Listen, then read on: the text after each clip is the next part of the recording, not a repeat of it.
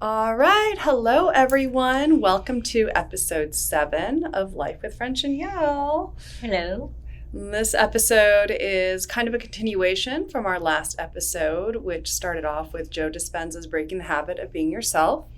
And this is all about The conference that we went to in Cancun in early June. So it's been about a month since we went to his 7-day advanced retreat.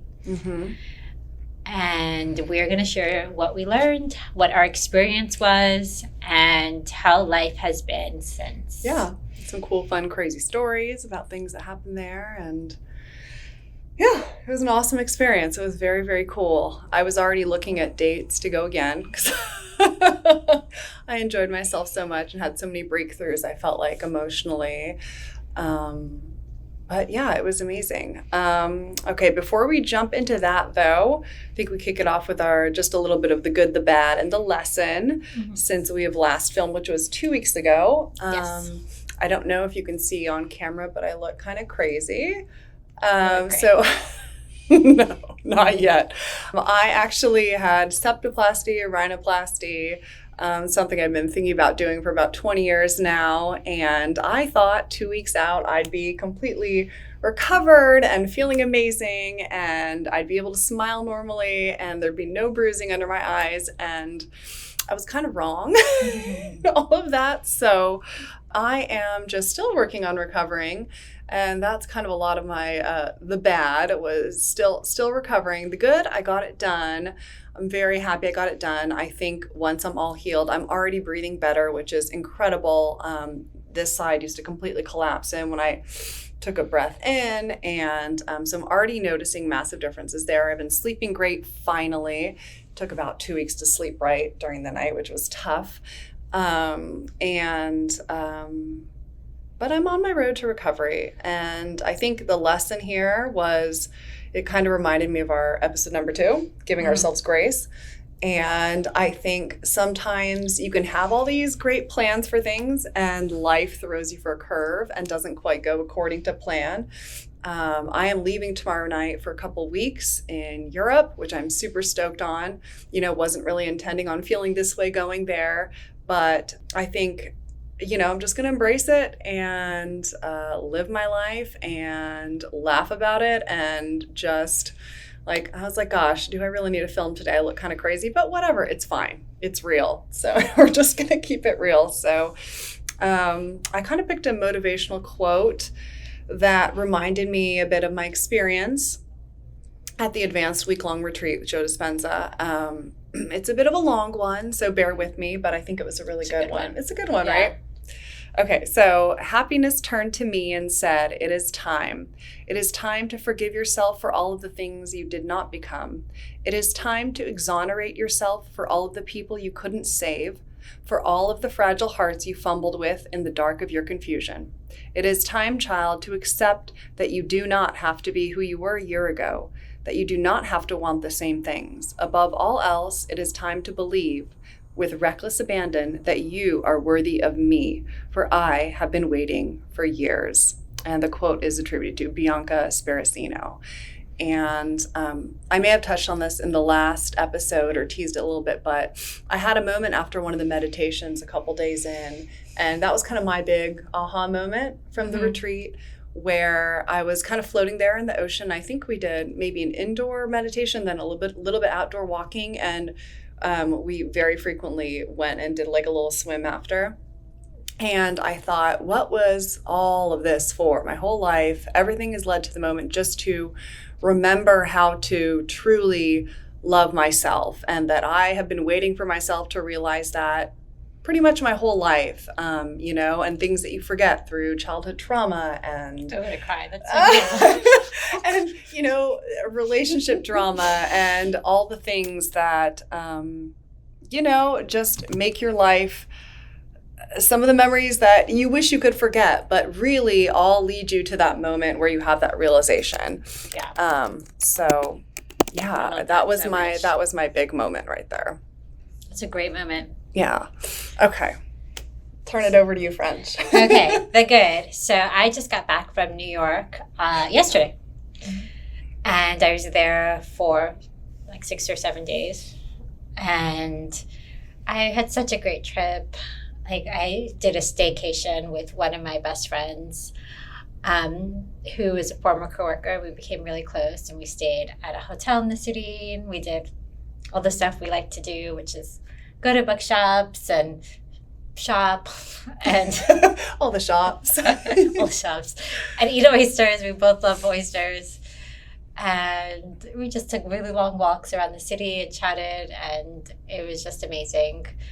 And then I also got to see two of my friends from college, Lori and Jamie, and we hadn't been together as a threesome. Sounds weird saying that out loud. But there was actually 4 of us in our group, but Mary couldn't make it, for probably 10 years. Oh, wow. Like, all together since... It's a fun reunion. Maybe since Mary's wedding 10 years ago. And I'd seen them both separately, and like, but to be back together where we spent pretty much every week, if not like every other day together when living in the city after college, drinking cheap wine and watching trash TV at our like tiny Manhattan apartment that Mary and I shared. Aww. And it was so much fun just to be back, and to get to know like new layers to them, and that was really fun. I also saw another old coworker. I saw a lot of great people, and then I spent a lot of time with my family, and it just reminded me how sweet they were. One day, my mother, I wasn't feeling well, and I thought I was coming down with a cold, and I told my mother that my mom wanted to go to the Manhattan to go shopping. We live in Brooklyn. She lives in Brooklyn. And I was like, I'm really not up to going to Manhattan. I just don't feel well. I've been seeing people nonstop. I need to just take a slow day. And she's like, oh, I really want to go. I need to go shopping for myself, blah, blah, blah. And I was like, yeah, go, do you. Go shop your little heart away. And she came back like a few hours later, and there was this bag that I had borrowed when we stayed at the Soho Grand at the hotel with my friend. And I was like, I love this bag so much. It was like really cute, like kind of hobo-looking-ish bag. And she just went to the city to see if she could find it for me. I just thought that's wonderful. Isn't that like such a thoughtful... I love little surprises like that. She couldn't find it, but she just like, I just thought it was like the idea that like, because she was so excited to go. I was like, what does this woman need to shop for? Is she normally a big shopper? No, I mean, she like buys little things. Like, I was like, okay, like, I don't know. She was just funny. Aw, that's so sweet though. I thought that was sweet. And the bad, I had a really good week. I'm trying to think of something bad. We don't have to think of something bad if it was just a great week. Well, yesterday on the plane, this man was... I always sleep on planes. Like the only place I can sleep. And he was right behind me, attacking his keyboard with the entire 3.5-hour flight. Like, bam! I was like getting so annoyed. At first, I didn't know what it was. I was like, is he painting? Like, what are those painting pens? Because it was like really hard. Because it was like on the back of your seat. It was on the back of my seat. Oh, no. But then I was like, okay, this is like a small problem. It's a little test from the universe there. About, I don't know. Can you maintain your composure? I did. It was just like, it was so minor, but it was so annoying. So annoying. It's always people on planes, isn't it? I'm really not looking forward to this is going to sound super bougie and snotty, but this is the first time I haven't flown business overseas in a while. We are all cramped in the back, except Mike's mom got her the ticket for her birthday way earlier than ours to go to Europe, so she got a first class ticket for her birthday. She'll be living it up in first class. We are in the back. Are you doing premium economy? No. We are sardines all together. It's going to be really interesting. And the last time the kids went to Europe was 5 years ago. So they were so much younger. I think they'll be so much easier to entertain. And I hope so. Fingers crossed, knock on wood. I'm sure they will. How old are they now for our listeners? Oh, Dean is 9.5 and Audrey is 12.5, or really almost 10 and 13 for them, which is crazy. And last time they were almost 5 and almost 8 maybe. And I remember thinking to myself, that was the earliest we ever should have even attempted to go to Europe with them, because even so, there were still breakdowns and nightmares, and trying to get ready for the family photo shoot was like this big comical Are you going to do a family comedy photo of errors. shoot? No, Okay. no. We actually thought about it, but I think we're also going to Florida again. We might do one there. I'm just not recovered. But if anyone ever does go to Paris or Europe and want a family photo shoot, I have the most incredible woman, and it costs like a fraction of the price that the US photographers charge, and it is phenomenal. It looks like Jose Villa shot it. I mean, she is amazing. I don't know. Maybe her prices went up. Maybe this is false advertising. This was like clearly 5 years Maybe we ago. can link to her. But she's wonderful. Celine Chan Photography, and she's based out of Paris. So one thing that I realized we love doing is taking family photo shoots in different locations. Because then you have a really cool record of your stay there, the memories. It's kind of different background, different scenery, and you have some beautiful photos from your trip, and you have your annual family photo session, which your family is probably still going to complain about, or at least your kids, like mine do. But it gets the job done, and you have some really beautiful vacation photos too. So anyway. Oh, wait, I have to do my quote. Oh, go. Yes, you did your quote.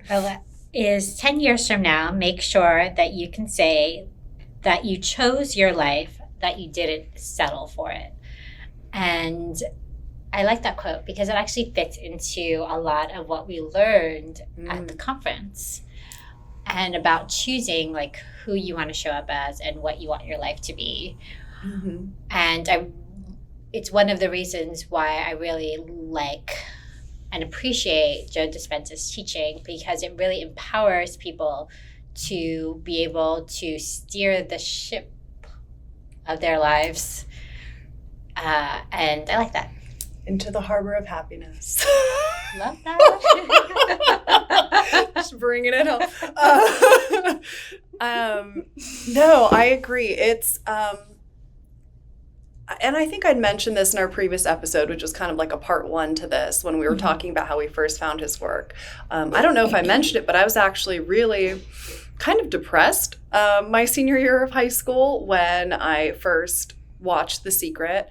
And I was really just kind of having some emotional issues and turmoil. And I don't know if it was about leaving and going off to college or the end of high school, or, I was just having some issues and stuff with, boys and growing up and all the stuff that comes along with that phase of life. And it really helped pull me out of it. And I really thought, when I watched it, I thought, really? I'm the creator of everything in my life? And you kind of have to accept it in a radical way to really understand it and to really put it into practice in your life. I think that it's so easy to attribute what happens to us and the state of our lives to external factors.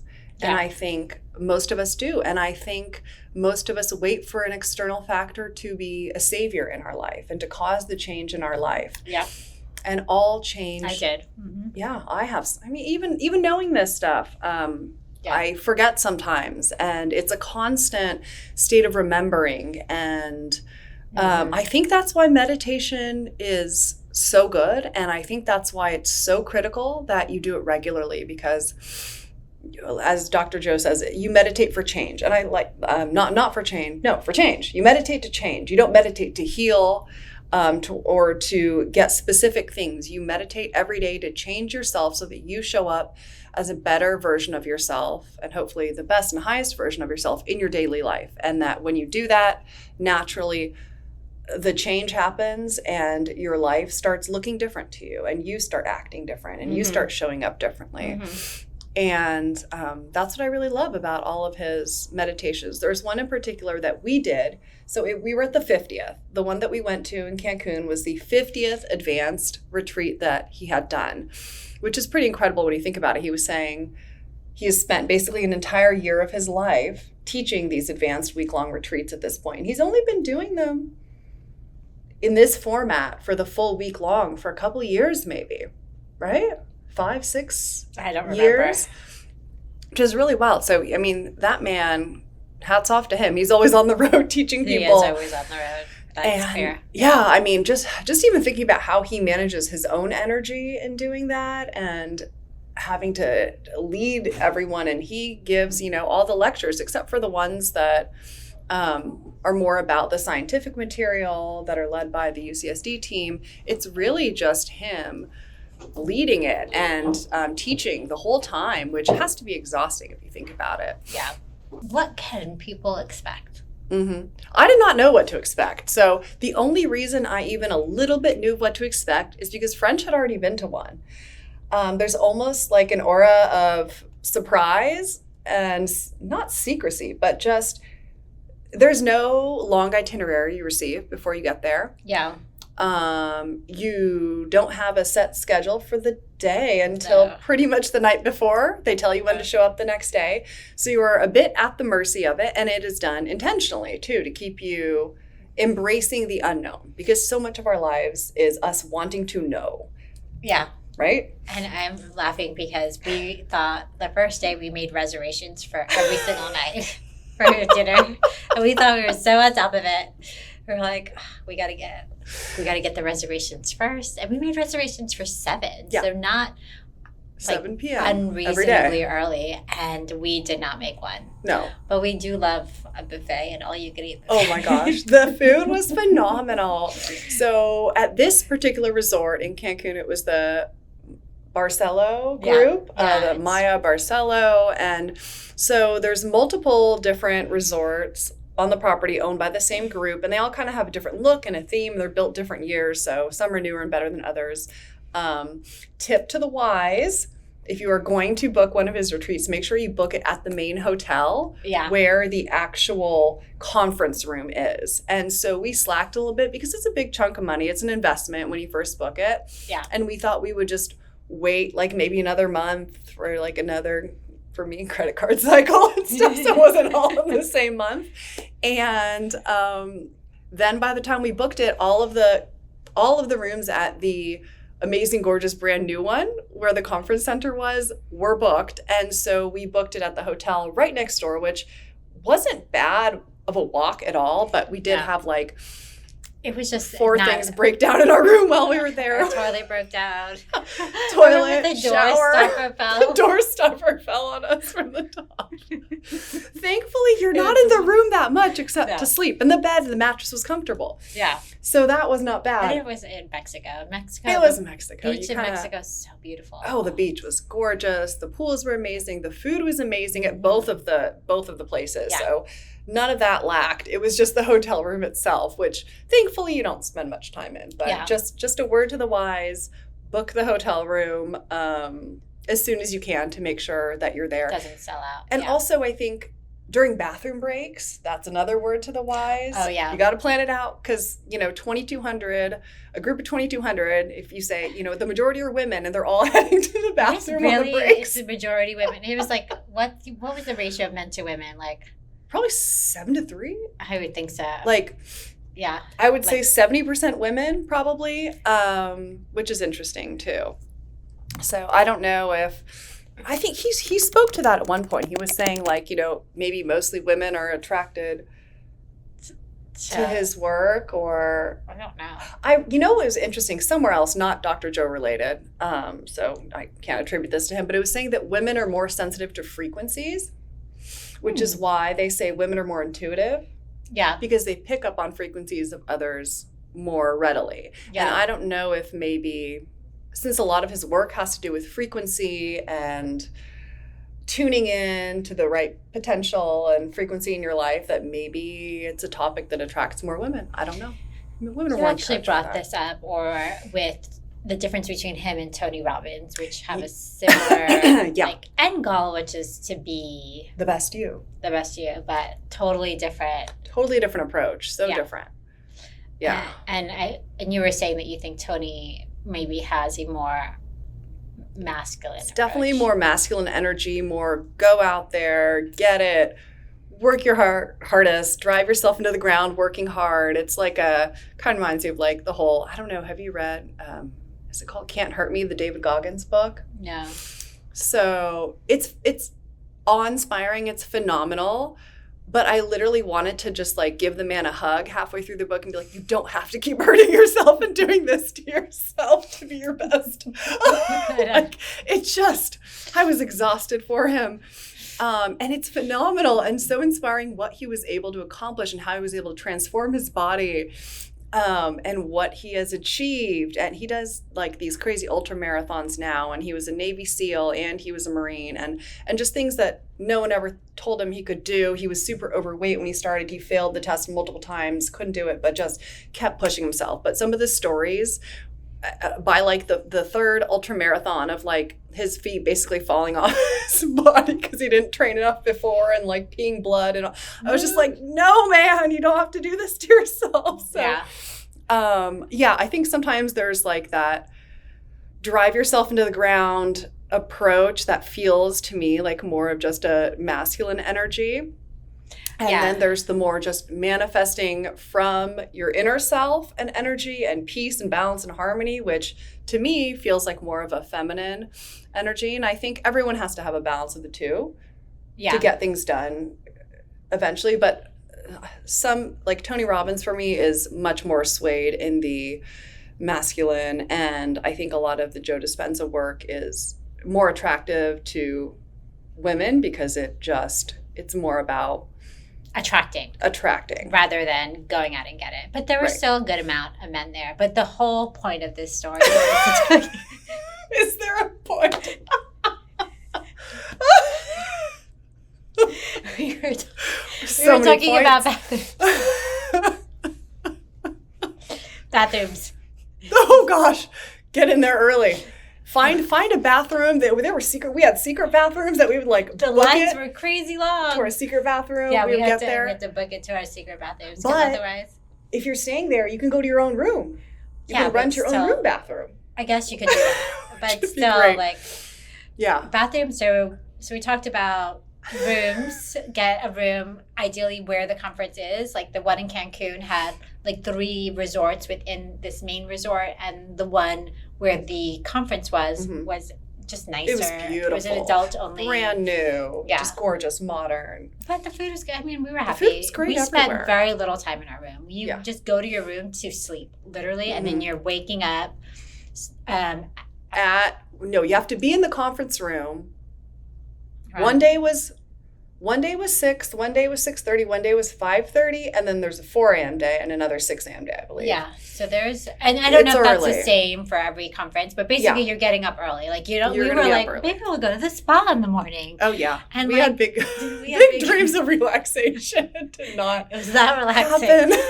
That's the other thing. It was not relaxing. It really wasn't. It was like we were meditating a lot. So that goes on to our third point. So we talked about housing. We talked about bathrooms. What to wear? We packed all wrong. We packed all wrong. That was hilarious. We packed a lot of leggings. I brought linen dresses. I brought leggings because I thought, okay, the ballroom's cold, and you hear people like I was desperately searching for information online because me, control freak, I like to know everything. I like to plan out with my packing. I literally take great pride in the fact that I never check a bag and I pack meticulously and I tight roll my things. And so I wanted to know exactly how many leggings I should pack, shorts I should pack, bathing suits I should pack, just everything. I had a yoga mat ready to go, which I had a yoga mat. Kind of wish I brought, but then French brought hers and never used it. I did find this incredible little sleeping bag, puffy. We should link to that. We will link to that. It was a great meditation blanket because it was so puffy. It also, when you laid it on the floor, there's a lot of times where you lay on the floor in front of your chair, they leave enough room. So you're doing laying down meditations, you're doing seated meditations, you are doing walking meditations on the beach. I love those. And healing meditations. Yes, healing meditations. Those little pillows that you got too. We'll give you a packing list. But basically we packed all wrong. But we did. We did pack great little pillows. And blankets. And blankets. And everything else. And then bathing suits. I don't think we packed enough bathing suits. Yeah, because it takes forever to dry in the room because it's colder in the room. And we did, in between breaks, we did try to either swim in the ocean or swim in the pool, which was so nice. That was the best part. So I had big plans of like trying to work out every day still, which I did not. However, we walked almost 10,000 steps because we were at the hotel just adjacent. So I think it was like a 14 minute walk maybe. It always felt like a minute. Yeah. It felt so quick. And then you just look at your steps and you're like, huh. Yeah, it was kind of crazy. So we ended up doing a ton of walking, and that resort in particular was beautiful to walk around. Highly recommend the Cancun one. And I do believe he goes back there twice a year, I think. In the summer and maybe like in the summer and in the winter. And this year they just announced that they're launching a 10-day experience, which I immediately texted French. I was like, would you be up for this? Then I realized the dates don't even work for me. But I think that's going to be their first 10-day experience that they're offering, which sounds super cool. I think it's kind of a blend between an advanced week-long and the advanced follow-up, which is 3 or 4 days, maybe. A weekend, I don't know, 3 days. Yeah, maybe. which you can do after you've already done one of the week-long sessions. So that'll be super cool. So goal for the future. So we went through housing, bathrooms. Especially for a woman. And food. Food was fantastic. Food was amazing. You don't need to bring food. Water, but like they have water and Pepsi Black, which is our new favorite soda that they do not sell in the United States. We were drinking tons of Pepsi Black, which is funny because normally I try to stay off of soda or limit it. I did not limit it. My favorite thing that Dr. Joe said was, and first it rubbed me the wrong way because he was kind of making fun of food allergies and issues. And if you know me, I am gluten-free, dairy-free, low sugar, anti-inflammatory foods, mostly high protein. I would not even eat fruit for years because I was worried about the sugars. Oh, really? Yeah. For years? Yes. I mean, you're always like eating fruit and I'm like, oh gosh, so sugary. And I tried to buy into it and I thought I'm going to let my body eat intuitively. I ate a ton. Granted, it's all made fresh, all the food. There's some like little snacks that you can buy in the gift shop. There's some little snacks, like little cookies and desserts and pastries. And you could eat bad there, I guess. I mean, there's like nuggets, there's pizzas. I did stay away from that, but I ate whatever healthy food I felt like. I was eating fruit again for breakfast. I was eating a big breakfast. I'd been intermittent fasting for years, and I couldn't shake this like 7 pounds of inflammation, sluggishness. I had this swelling in my legs that was persistent, and I finally went after I had a really fun girls trip to Miami to go watch the Miami Open for tennis with my friends. And I spent half the trip like trying to put my feet up, rubbing my legs, thinking I had a blood clot. They were so swollen and painful. And I came home and I had a ultrasound at the vein specialist, and they told me that there was like a deep varicosity in there. It was a varicose vein in both my legs, and the major, it's called the great saphenous vein in both of my legs. And I had it scheduled to be ablated, where they basically close it off with a laser using heat. Basically, I could have been very bruised, in a lot of pain and recovering. And I also had my rhinoplasty scheduled, and I thought, and then on one, you had to be on blood thinners, and the other, you couldn't be on blood thinners. So I made a call and I thought, okay, I'm going to Joe Dispenza. I didn't think I was going to like randomly fix my nose well there, but I thought maybe I can fix the inflammation in my body. Maybe I can fix the problem that I've been having with my leg veins. And I flew home with no compression socks for the first time since like before I had kids, maybe, which is when the problems really started with my legs because, and they don't tell women this. So if you haven't had kids yet, or if you're pregnant, put on some compression stockings, because the cardiologist also told me like recently, hey, did you wear compression stockings while you were pregnant? I said, no one ever told me that. And he said, well, then you're going to get varicose veins. Oh, really? Yeah. I didn't know that. Because the blood almost doubles in your body, or it goes up like 50%, the volume of blood. So it puts so much more pressure on your veins, and then you gain extra weight, and then it cuts off some of the circulation to your, because your uterus is so big and it puts pressure on your veins. So it makes it harder for the blood to track up. So it actually, for most women, that is when you start to develop varicose veins. So this is my PSA for today, but you can go to Joe Dispenza and heal it. So far, knock on wood, since then, I have not had any episodes of the horrible swelling, the pain, the discomfort, the itchy, tingly feeling in my legs. And I was just telling French before this, we were doing some work, and I have also started to eat gluten again. And knock on wood, I've thus far not had a bad reaction. Which normally would result in more inflammation.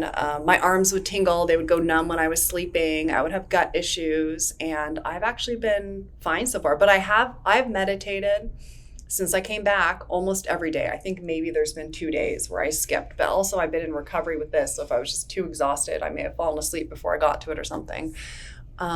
So I think that for me, that was a huge success going to that retreat, because I almost didn't believe it. And you're almost scared to believe it, because if you fully commit to the belief and then you don't have this miraculous healing while you're there, I think it can be discouraging for some people. Because I think a lot of people go to the retreats because of the science behind it, because of the miracles they've heard of, because of the healings that people talk about from their experiences online. And I think it's kind of a double-edged sword. You want to believe that it's going to happen for you, but if you're scared to fully commit to it and believe, because then what if it doesn't happen right away? How are you going to be feeling? Is it going to be discouraging to you? Are you going to not believe it anymore? Are you going to continue with the meditations? And so I think that's why he always touts, you are not meditating to heal, you are meditating to change. And as long as you are changing and opening up,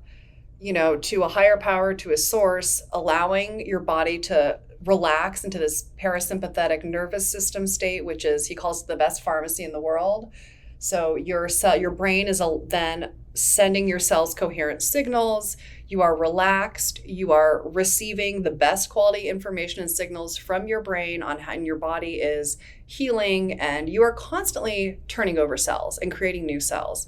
And I thought that was really a good point and fascinating as well. You're always creating these new cells in your body and shedding old cells. If you can allow your brain to create the most coherent, best, healthiest cells in your body, as they replace over time, a lot of your issues just start to kind of disappear and go away and to heal.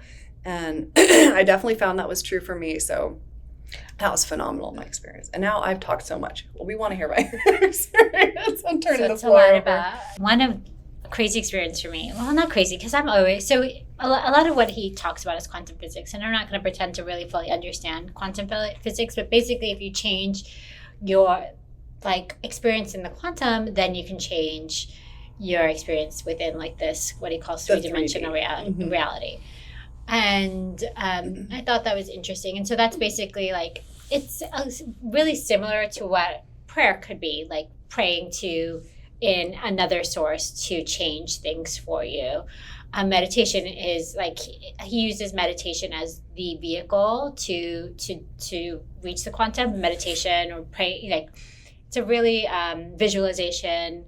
A lot of this, using something else that's to change what's happening within your reality right now. And it sounds a little bit skittish. Maybe skittish is not the right word, but it can sound woo if you. It is. It sounds. Some of it is. Well, it's intangible in certain respects. It's intangible. Or it's intangible unless you really see it. And this is the story that I want to share.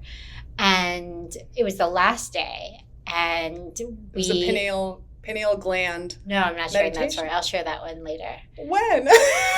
It's such a good story. My favorite story is actually how I started to be because you meet all these people and you're doing these healings, and I've heard all these stories of people who've been healed. A lot of people go to Joe who have stage 4 cancer.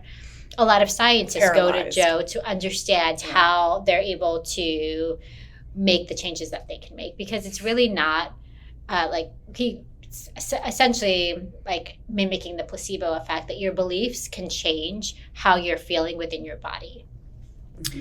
And so I had met this woman a few months ago. I have a nonprofit called Girl Meets World, and we bring in speakers from different careers to talk to girls within middle schools about their careers and then their life lessons, things that they wish they've learned, they knew in middle school, things that will help them as these girls mature. And I met this one woman. I won't share her name because I forgot to ask her if I could share her name on the podcast. But if not, if she, whatever, it doesn't matter. So her name matters, but just her name doesn't matter for the point of this story. She's real, okay? She's real. She's not my imaginary friend. She exists. But I was recommended to her by a woman who's a CEO of big. Yeah, so you guys randomly connected. And this woman lives local to us. Yeah, she lives local. And I had like a 3 or 4 hour coffee chat with her. And she was telling me about her life and how she was homeless and how she overcame so much strife. And then she told me about an accident that she had with her fiance. That accident had left her paralyzed from the waist down, and how through intention she was able to walk again. So when I saw her, she was walking. And I never put her and Joe Dispenza together, but we're watching these videos and testimonials at the last day. And then the first video was her. And I looked at Yel and I was like, I know her. And I just couldn't believe she had talked about during one of the meditations, she just got up from her wheelchair and she knew she was never going to use it again. And it like floored me that I knew this woman. She never mentioned Joe. She was like during our conversation. And she had told me her story, and one of the things that helped her heal was clearly his meditation. So that's why a lot of people go to see him. I went because I just am trying to figure out my life a little bit and what I want to do next. And also I like meditating. I like being with Yel. It's a great experience. I like meeting people and all the different things that they have to kind of It's very informative. The lectures are fascinating too. It's so much science too, which it is, is why I think a lot of scientists actually end up attending these, which he sort of speaks to a different crowd than most traditional meditation retreats would, and attracts a different vibe. A lot of people who are following, who may not normally believe in it, who may not normally go to a meditation retreat. And I've always loved like biology, physics, quantum physics. I've always found that so fascinating. Chemistry. So I think almost half of the time is spent on science and on these explanations of the science, the why behind why this might work. And so that's kind of what you spend half the time doing as well. It's really like a deep learning experience on so many levels. And then you try to put the meditations into practice as well while you're there. Yeah, so there's a lot of meditations. There's where we were meditating anywhere from like 6 to 8 hours a day. Which sounds crazy. It's broken up in a more digestible. And there's a lot of good food. So we were really good food, good snacks, Pepsi Black. My ring, I don't have it on me right now, but my Aura ring told me that thought I was sleeping during every meditation. So it put me in kind of like what you would call a theta state. I'm assuming theta state obviously didn't tell me that I was in a theta state, but it thought I was sleeping, which I thought was really cool to be able to see and track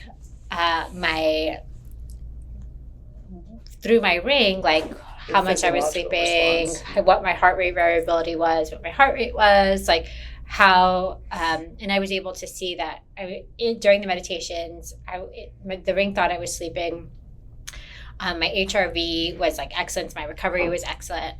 And so those are things that my HRV before then was terrible, like in the 20s, which it should be in the 60s. Again, I'm not an expert, so do your own research. But I was very concerned about my HRV before I went on that. How is it now? Has it maintained? It's great. Now That's it's amazing. Like what it should be. Before it was like 20, which means that I'm in a sympathetic state, basically. It means you're in fight or flight. And my friend Shelby once, because she was the one who introduced me to the Aura ring, I was like, I don't understand how my HRV is so low. I'm healthy. I work out.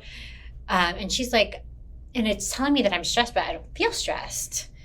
And she's like, maybe you're have been so stressed for so long that it is your constant It's like state your right now, your Don't even feel baseline. it. And I thought that was so sad.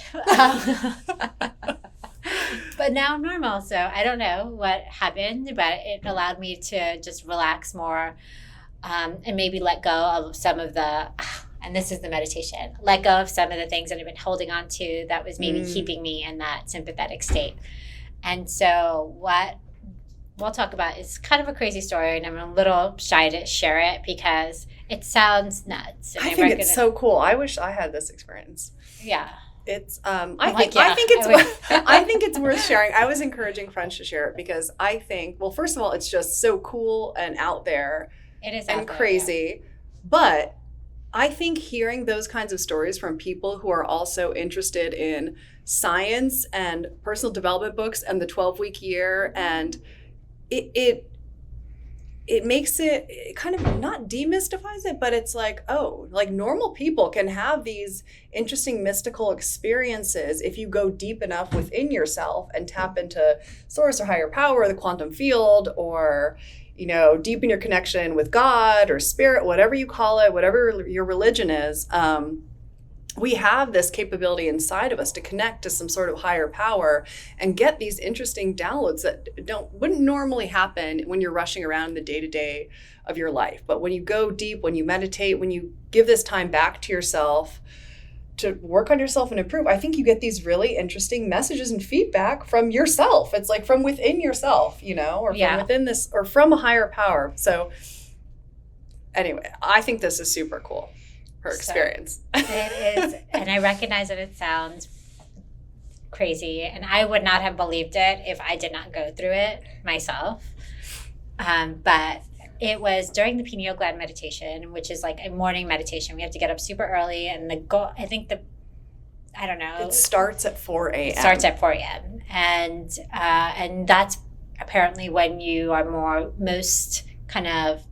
The pineal gland's the most active, releasing the most melatonin during that time. Releasing the most. I don't know if it's releasing the most melatonin, because what it melatonin. Between 3 and 4, your melatonin peaks for some reason. Then yes, that's right. And then, so this is that he's trying to capture your brain during this state because you're most likely to have an activation of the pineal gland and decrystallize and tap into your inner thoughts. I'm definitely not an expert in the reason why, but I'll tell you the story. The result. Because it was a 5-hour meditation. So we meditated from 4 a.m. till like 9 a.m. And we didn't know. We didn't know. I thought it was maybe going to be a 2 to 3 hour because they prepare you for it. Like, oh, this is the big, it's a big meditation. We're going to get up early and start early because of XYZ and this function in your brain at that hour. Okay, fine. I kind of assumed it was going to be a longer one because at this point it's Thursday or Friday of the week-long retreat that starts Monday. So you've been practicing for a couple days at this point. You're getting used to the earlier wake-ups, and they start you off at 4 a.m. And you have no idea how long it's going because there's no clocks you can look at, no updates on time. Yeah. You're just in it, basically. Yeah. Yeah. And you can't go to the bathroom during the meditations. I mean, you can't. You have to leave the room. You have to go to like another room. So you can't re-enter the main room is another thing to know. So manage your bathroom breaks. Wow. But the main thing is, like, you were worried about, anyway, we're digressing. But point being is during those 5 hours, you didn't even think about going to the bathroom. And so what happened was, I don't know what time, when during the meditation, but I felt someone like holding my hands. And I thought maybe it was someone who worked there. I thought, I don't know. And just, I couldn't understand what he was saying. And it was a guy.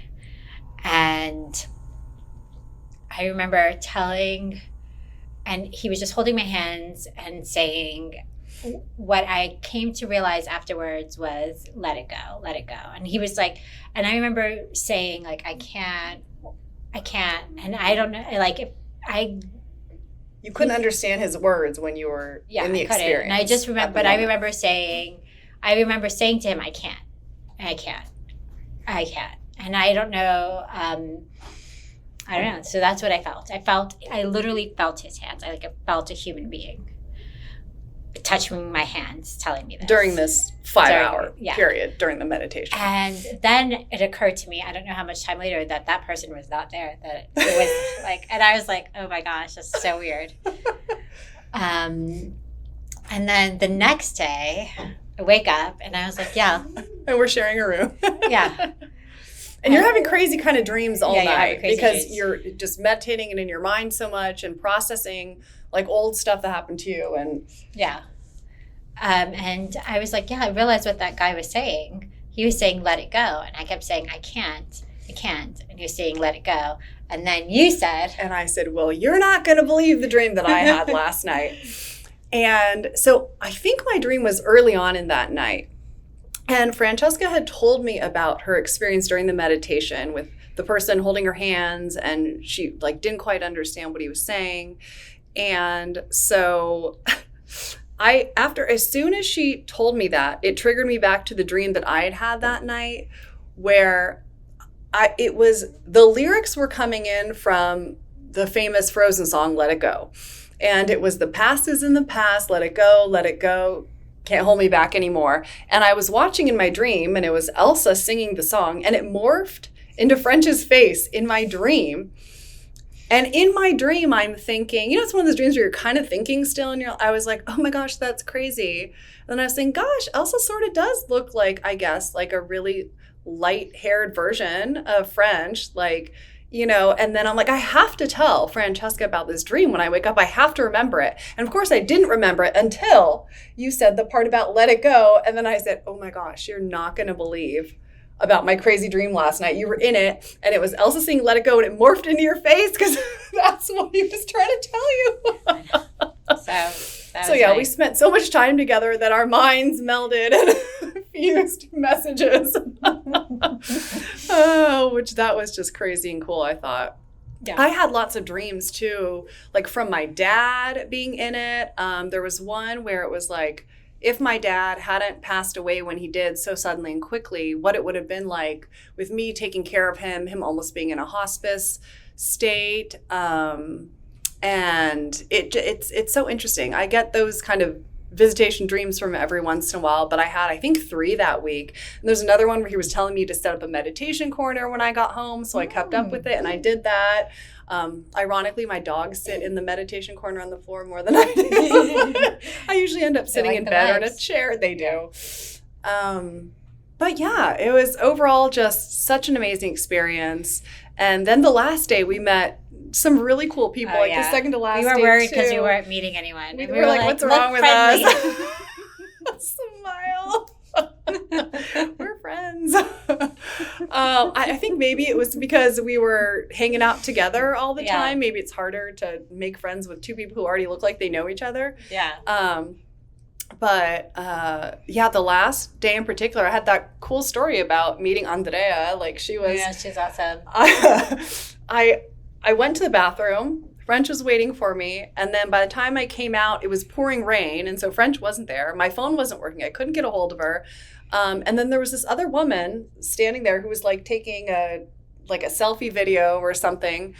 And I noticed, because everyone has these wristbands that identify you're part of the retreat, and you have to cut them off. You can't really get them off. So even though it was the day after the retreat ended, this woman, I recognized it, and I couldn't find French. I was waiting for my phone to work so I could text her on where I was. And the rain's pouring. I'm sitting under this hut, and I asked this woman, hey, were you just part of the retreat? And so we started talking. I mean, there were so many crazy synchronicities. She told us some of her own stories that were just, she was looking to heal kidneys. She was looking to heal something with her kidneys, a very specific rare condition, and she was asking for a sign at the retreat. And she met someone who healed Someone came up to her who followed her online. Yeah. Was talking to her about that and told they had gone to the same doctor, had the same rare kidney condition, and healed it through doing this. So she's like, it doesn't get much signier than that sign. So really cool experiences, great people, great vibes. I absolutely want to do it again. So yeah. I think we need to wrap up. Yeah. But the other thing you should know is the cost. So it's like we paid $2,200. Was it 22 or 25? 25. So we pay. So you have to pay for the conference, then you have to pay for the room separately, and they give you a discounted booking. Mm-hmm. Then you have to pay for the flight. So it's not a cheap endeavor. It's not.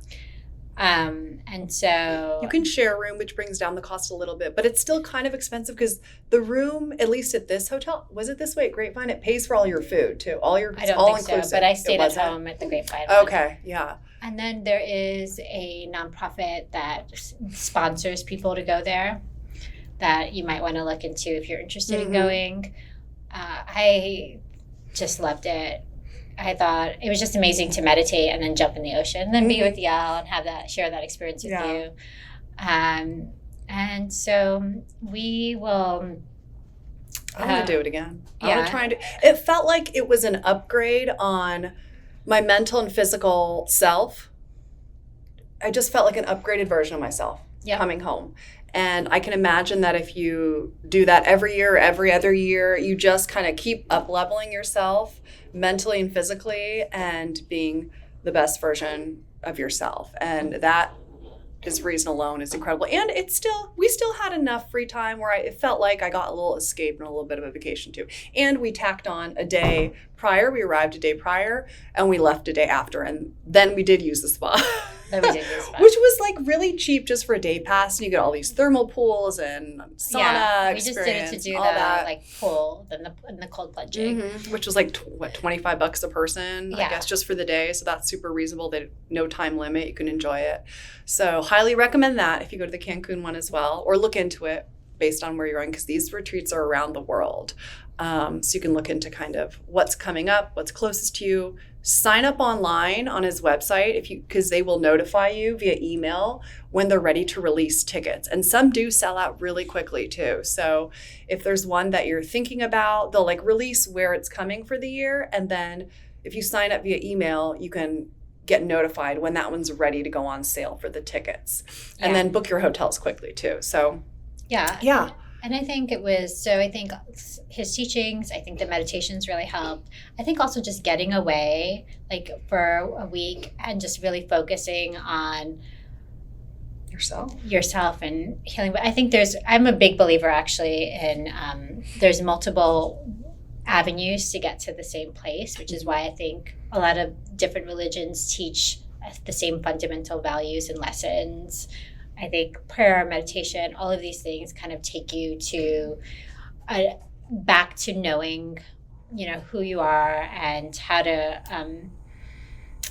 which I think I talked about in the previous episode, which I think is a lot have to do with love, but just all of these things that you kind of unlearn as you it's like self-love grow and things and encounter challenges. And so maybe we can, but I would definitely do this one again as well. I've done it. This is my second time doing it. I thought it was amazing. I saw it with my own ring, how my HRV tripled after going and has been consistent. And how's your sleep going? You mentioned last time you were sleeping a lot better. Is that still I used to improved? have to take sleeping pills all the time, over-the-counter sleeping pills. Unisom, Amazon has these sleeping pills that I actually like better than Unisom. And I sometimes still have to take them if I have a drink during the day. That still impacts my sleep. But if I don't, then I don't need a sleeping pill anymore, which it's been 7 years since I've been having this whole month. You've been fine without it. Wow. Yeah, but I also have hormone things that I'm adjusting, which I'll talk about in another episode, women and hormones and just men and hormones. It's a really big thing that I don't think is talked about enough. But I think that stabilizing my hormones as well as that also helped. It's really hard. I don't know what impacted that, but my HRV is definitely better. And that was direct before, after the conference. And my sleep has been a lot better, which has been a constant struggle for 7 years. Yeah. And we got to go. We got kids going crazy. That's all, folks. Kids gone wild. But we hope you find this really helpful. I know I wish I had had something like this that kind of broke down what the experience was about, and we'll link to and maybe write more in the blog post some of the products that we really liked that we brought, maybe even a packing list. At least we can do one for women, because I wish all I packed were super, super comfy loungewear shorts and tank tops. That's what I would do differently in the future, and just a cozy sweatshirt to put over, plus the meditation blanket that was super comfy and cozy and compacted really small, and the pillows. That was incredible. Thanks for listening. I think, and we'll also link to some meditations that we like, so that if you can't go to the conference, which it is an expense, it's not only an expense monetarily, but it's also an expense in terms of time. Big time investment. But he has lots of books. He has lots of meditations that you can get online that we'll link to help. Yeah, there's free ones on YouTube, and then there's ones that you can buy on his website too. For some are $25, but you can download it to your phone, listen to it whenever. Which is really nice. We'll send you our favorite meditations. Some are actually, some of our favorites aren't even him, so we'll just send them to you. Well, we won't send them to you because we don't know who you are, but we will we'll post them, and you can download them. Anyway, that's what I'm writing in my notebook, things that we need to post. Okay. All right, we never worked on our goodbye greeting, but goodbye. Goodbye. See you later. Farewell, auf Wiedersehen, goodbye. Anyway, catch you next time. Bye.